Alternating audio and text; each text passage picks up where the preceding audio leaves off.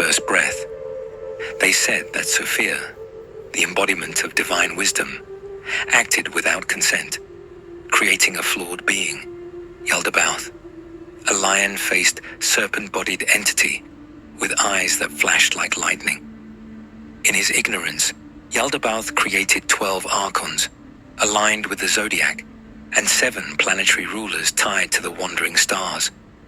Beyond them, 365 ARCHONS governed the days themselves, a vast cosmic machine designed to keep humanity trapped within cycles of time, illusion, and control.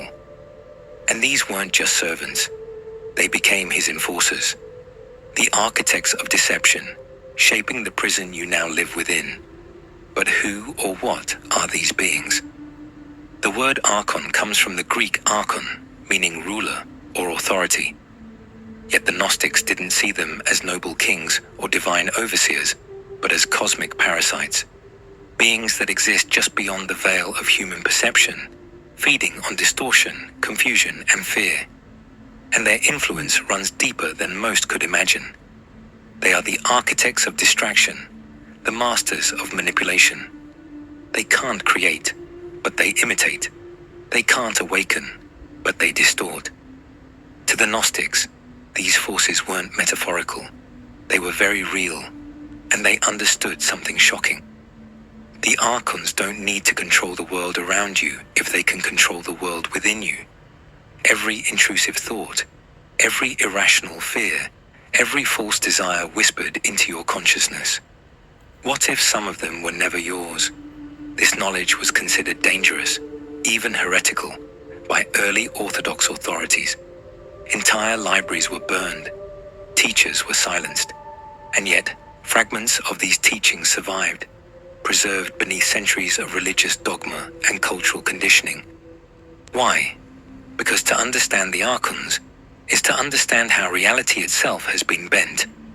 It is to realize that much of what we call normal, the endless chase for status, the systems designed to keep us busy, distracted, and divided, might not be natural at all, but engineered. The Gnostics believed that deep within every human lies a divine spark, a fragment of the true source, and that the Archons cannot touch it. But here's the catch.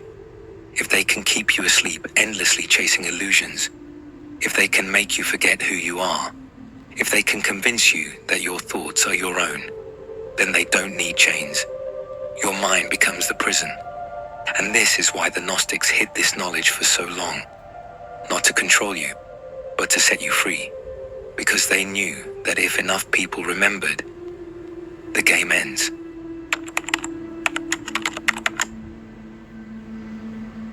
If the Gnostics were right, the Archons don't control you by force.